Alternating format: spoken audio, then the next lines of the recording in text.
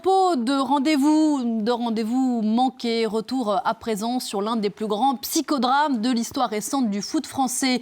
Souvenez-vous, c'était il y a 16 ans, en Afrique du Sud, ce qu'on a appelé l'affaire du bus de Niesna. Bonjour François Manardo. Bonjour. Bienvenue sur ce plateau. Vous en avez été l'un des acteurs. Vous étiez à l'époque responsable de presse de l'équipe de France et vous avez vu, vous nous raconterez dans un instant, la situation. Vous échappez quelque peu. Vous témoignez dans un documentaire qui vient de sortir sur la plateforme Netflix, co-signé de Jérôme Fritel et Christophe Astruc, qui fait beaucoup réagir. On va en voir quelques images. Ça s'appelle Le bus, les Bleus en grève.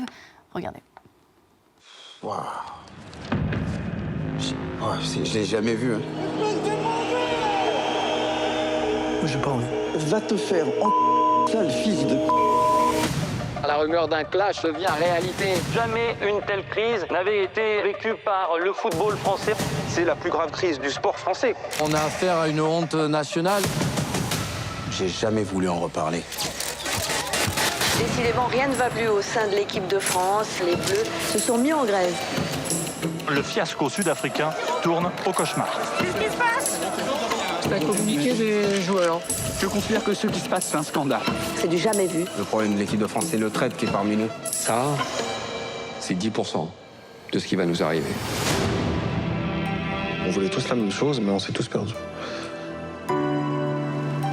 On essaye de nous faire passer pour ce qu'on n'est pas. Je me retrouve à recevoir des menaces de mort. J'ai dû fuir de chez moi. Sur le foot, on y arrive. J'avais oublié la violence de cette histoire. Ça fait 15 ans que ça dure, ce mensonge. Moi, j'ai pris mes responsabilités et j'aimerais que Raymond Domenech prenne les siennes. Allons-y.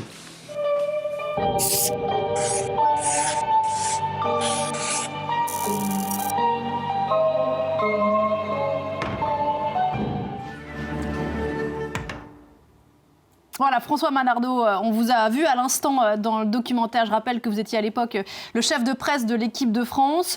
L'image de ce psychodrame dont tout le monde se souvient, bien sûr, c'est ce bus immobile, dont d'ailleurs Domenech avait pris les clés pour éviter qu'il ne s'échappe, et ces joueurs qui boycottent l'entraînement devant les caméras du monde entier dans cette petite ville africaine de Niesna. On n'avait pas encore tout raconté de cet épisode. Il fallait y revenir encore 16 ans plus tard. Allons-y. Il fallait y revenir, ça je sais pas, c'est la décision de Bright Film avec Netflix qui a voulu fêter un anniversaire de 16 ans. Ça reste, je pense, à coup sûr le plus grand scandale de l'histoire du sport français, pas que du football. En tout cas, le football ayant sa résonance médiatique, évidemment, l'écho a été terrible, énorme, pour l'avoir vécu dans ma chair avec d'autres qui étions réunis en Afrique du Sud. Voilà, je ne sais pas s'il fallait le faire, mais bon, une fois que c'était fait, je me suis laissé embarquer parce qu'il était, pour moi en tout cas, hors de question que quelqu'un parle à ma place. Qu'est-ce que vous aviez envie de raconter que vous n'aviez jamais dit ? Alors moi j'avais eu la possibilité d'écrire un livre sur ce scandale en 2014, Niesna, donc j'avais fait ma thérapie. On est sur un traumatisme quand même. Totalement, mais complètement. Personnel. Non mais je pèse mes mots. Alors pour moi, pour d'autres qui l'ont vécu comme moi de l'intérieur, moi j'ai mis 6 mois à m'en remettre, d'autres un peu plus longtemps, d'autres ça a été... une thérapie un peu plus courte, mais oui, ça a été un traumatisme pour nous. Mais enfin, je vais pas m'arroger, moi, le traumatisme. Ça a été un traumatisme pour la population de ce pays qui aime ce sport, ou pour d'autres même qui ne s'intéressent pas au football, et qui ont vu l'image absolument calamiteuse et déplorable que nous avions donnée de la sélection française. À quel moment vous avez compris que c'était en train de... partir en c'est une bonne cacahuète. Question. Oui, la déflagration, parce que c'est exactement comme si... Parce que vous êtes là, vous êtes à quelques dizaines de mètres du bus. Oui, avec les médias, voilà. Parce que je m'occupe des médias qui viennent, qui attendent de voir le les début joueurs. d'entraînement. C'est une très bonne question parce que j'ai un souvenir, rien que d'en parler, j'en ai encore un peu la chair de poule, j'ai un souvenir de la seconde où c'est comme si j'assiste à une explosion nucléaire invisible. Il n'y a pas de sang. Il y a un truc dans l'air ?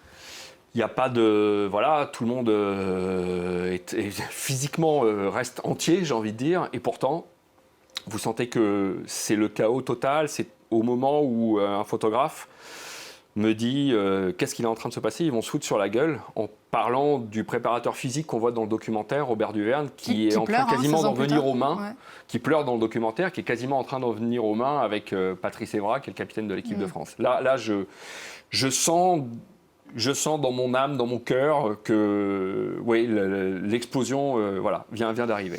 Et on connaît la suite, la lettre, le boycott de l'entraînement, le retour à Paris. Alors les années ont passé, on n'a pas réconcilié les versions de tout le monde. Le documentaire, c'est un peu le projet oppose un peu les récits, mais on a une certitude. Anelka n'a jamais prononcé la phrase qui s'est retrouvée en une de l'équipe. Pas exactement. La une très fleurie de l'équipe et Anelka, dont l'exclusion a provoqué donc la grève. Pourquoi pas complètement ? Pas complètement, parce que Nicolas Anelka n'a jamais... alors, il a intenté un procès à l'équipe qu'il a perdu en 2011 pour diffamation, voilà, mais il a été n'a relaxée jamais en 2011. Contesté partie de l'insulte qui est le fruit de cette altercation, mais l'insulte... Avec Raymond Domenech. Avec le sélectionneur, l'insulte telle que... À la mi-temps de France-Mexique. Voilà, je vous laisserai la prononcer si vous voulez pour les téléspectateurs. Moi, je ne vais pas m'y aventurer. On la voit bien sur le plateau. Mais l'insulte telle qu'elle est intégralement reproduite à la une du journal ne reflète pas avec exactitude les termes employés. Pour nous, et pour moi principalement, à ce moment-là, dans ce contexte-là, ce n'est pas le fait principal. Le fait le plus grave à ce moment-là, c'est que, oui, il y a eu une altercation en équipe de France, en pleine Coupe du Monde, qui est une sélection, évidemment, qui a un écho médiatique très, très important. L'insulte, ça va se développer un peu plus tard, le fait qu'elle ne reflète pas avec exactitude, qu'elle ne soit pas exactement les propos tenus par Nicolas Anelka, et le documentaire le réhabilite, et j'en suis heureux pour lui. Et pourquoi Raymond Domenech, qui est donc l'autre homme de cette altercation, n'a pas démenti ? Il faut lui poser les questions, vous allez me dire. Question, oui, il y répond dans le documentaire. Il ne l'a pas démenti. Écoutez, ça le regarde lui et sa conscience, j'ai envie de dire. Mais il ne l'a pas démenti, effectivement. Moi, j'appelle Raymond Domenech dans la nuit où j'apprends que la une de l'équipe, le samedi 19 juin, c'est celle-ci. C'est-à-dire que vous savez quelques heures avant que la une de l'équipe va être celle-ci. Vous ne pouvez pas faire grand-chose. Non, absolument rien. Oui, voilà. Il est rotatif. Vous savez, on rend... le journal est bouclé à 23h30. Vous lui dites... Raymond, c'est ça la une de l'équipe demain ? Il n'a pas l'air complètement surpris et en tout cas, il me confirme qu'il y a eu une insulte. Il a ces mots qu'on ne voit pas malheureusement dans le documentaire parce que Netflix aurait peut-être dû penser à faire au moins 2 épisodes. Mais il me dit que dans la bouche de Nicolas Anelka, va te faire enculer. Je suis désolé, mais voilà, c'est les mots qui ont été employés. C'est une ponctuation. Mais à aucun moment, il ne m'a pas dit exactement ça. Et lui, il n'a aucune idée de ce que tout ça va provoquer ?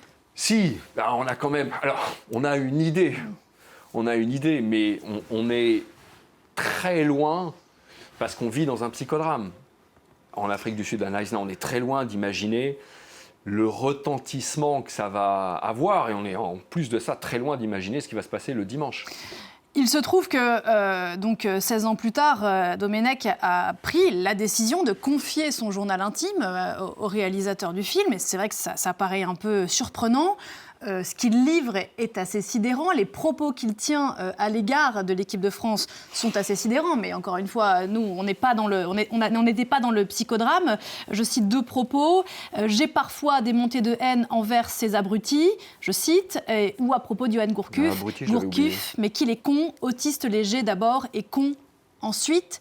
C'est ce que le coach de l'équipe de France disait de son équipe à l'époque. Et on a une version, je pense... édulcoré.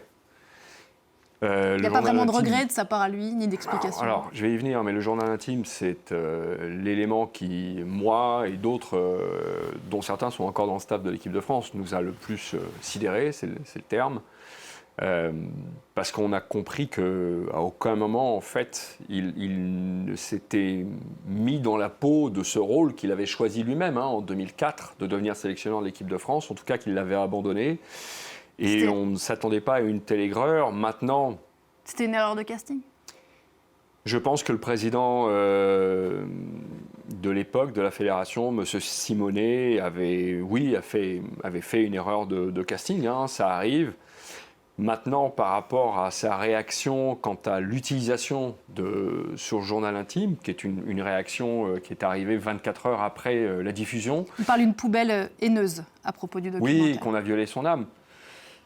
Je peux comprendre, moi, qu'il ait été, et qu'il le soit encore, hein, absolument dévasté, choqué, abasourdi d'avoir vu dans le documentaire l'image qui est la sienne. Il n'y a pas d'intelligence artificielle hein, dans le documentaire. En revanche, on est bientôt à une semaine de la sortie du documentaire. Je vous avoue que j'attends encore de sa part une autre réaction, un communiqué où il présente ses excuses, en tout cas à tous les parents d'autistes en France. Mais je ne désespère pas qu'il le fasse dans les jours qui viennent. Preuve que cette histoire intéresse encore. Je crois que c'est le plus gros démarrage de Netflix France d'un documentaire.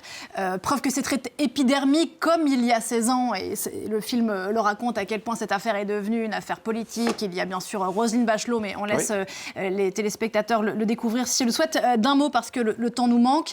C'était une autre époque. Ça ne pourrait pas arriver. Aujourd'hui, on est à 3 semaines. Ah non, ça peut parfaitement se reproduire. C'est qu'une question d'individu au mauvais endroit, au mauvais moment. Donc ça peut malheureusement complètement se reproduire.